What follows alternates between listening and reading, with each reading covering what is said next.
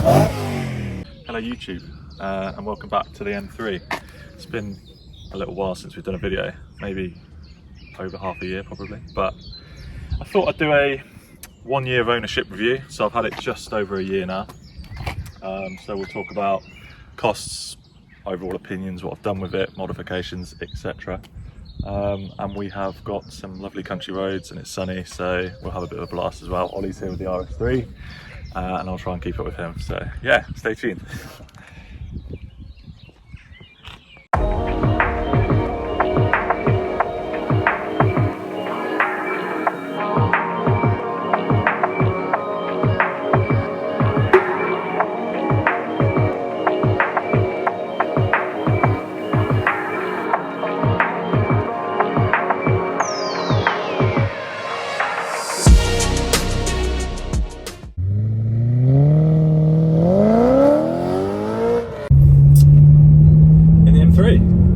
Had it for a year, flown by.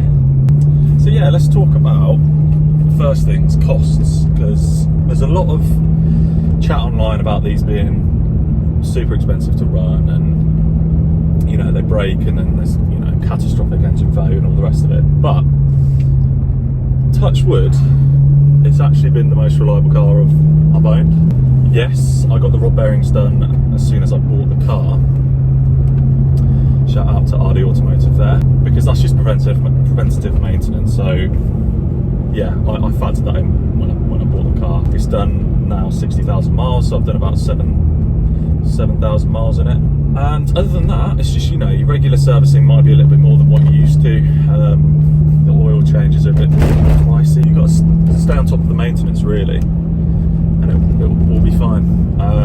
So yeah, costs all in. Obviously fuel's expensive, miles per gallon I'm averaging about 18, which isn't very good, but this is my weekend car, it's not my daily. Insurance, I think I pay about £1,000, but I live in Hackney, it's not too bad I don't think. Tax is pretty fucking expensive actually, 660 quid a year now I think, and I can only see that going up, so that's a bit of a shitter. Let's talk about modifications, okay? It is lightly modified, nothing too crazy. The exhaust has been upgraded, so we have got a Remus Sport exhaust, so it's a catback system. And I've taken this on track, and I was quite nervous about the noise level limit. Pleased to say, at Bedford, which is one of the more strict of the tracks, it was okay. I did get black flagged once in the morning, but then they didn't do anything about it. It was absolutely fine. And then in the afternoon, when I was giving it a lot more, it didn't get black flagged once. So it is right on that limit of being a little bit, like right now it's not too bad, but it is quite noisy, but it sounds epic. It does sound really, really good.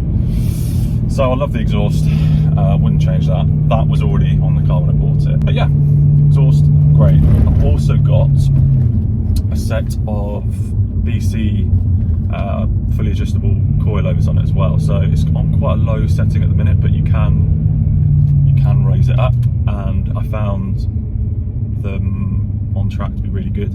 And actually they're quite comfortable. It's not too bad at all. They're really good, what he says, really good set of coilovers, and they're not crazy expensive either. So thumbs up for that. What else have I done? Upgraded brake pads. So because I was taking the car on track, the forums suggested that you just upgrade the brake pads to something that will heat a little bit better and not fade. So did that. And that's it for mods. So this is one of the 18-inch rims, which I prefer to the 19s, but I do really like the comp wheels, but I think I'm going to stick with the 18s. So what have I done with it? We took it to Wales, where there are some unbelievable driving roads. So that was really, really good. It performed really well there. And then I've done one track day in it so far, and it was wet in the morning, it dried out in the afternoon, and I actually had a session with one of the instructors, which I really recommend you do.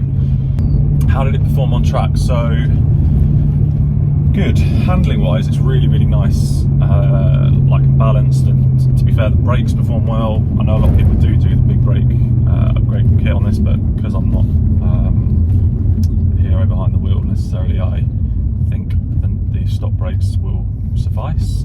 But the one negative I would say, you do notice the lack of torque.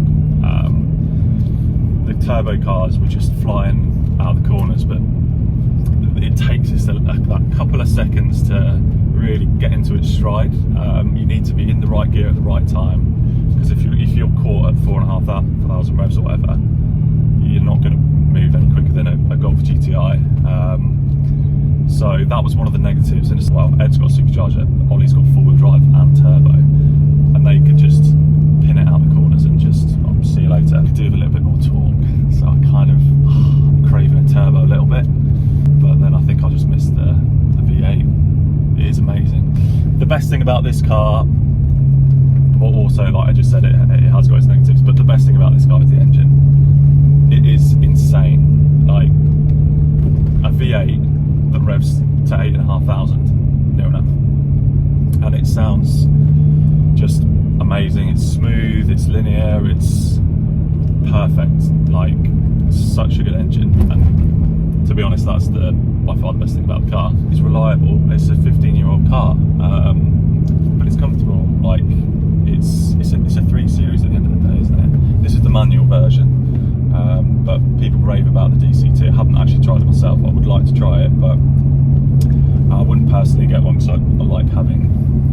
I love the feel of clutch and changing gears. So what's to come? I think I am going to keep it for a bit longer. There is one thing I need to fix. The roof is carbon on all the E92 coupes, I believe, in the UK anyway. But I had a bit of an incident with, I'm not going to go into details, but it got damaged,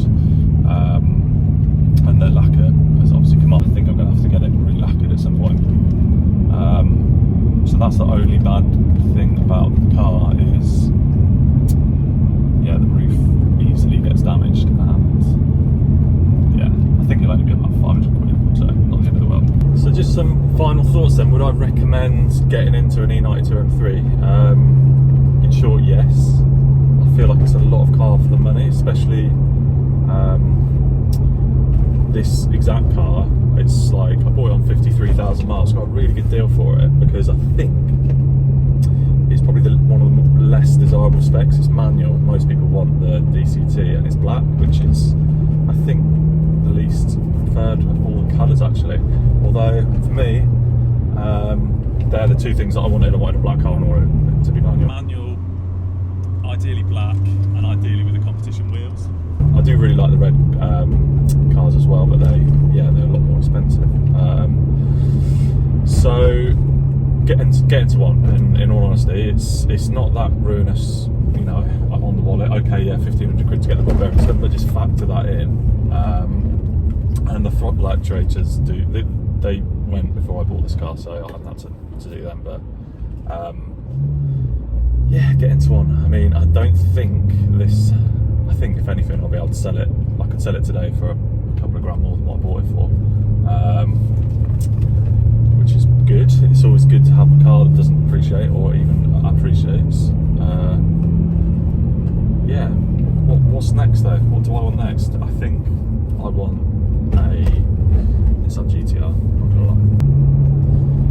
Thanks for watching, guys. We'll have more content on the E92 coming up, as well as I think Ollie's going to do a detailed RS3 video as well. So yeah, don't forget to like, subscribe, and all the rest of it, and we'll catch you soon. Cheers.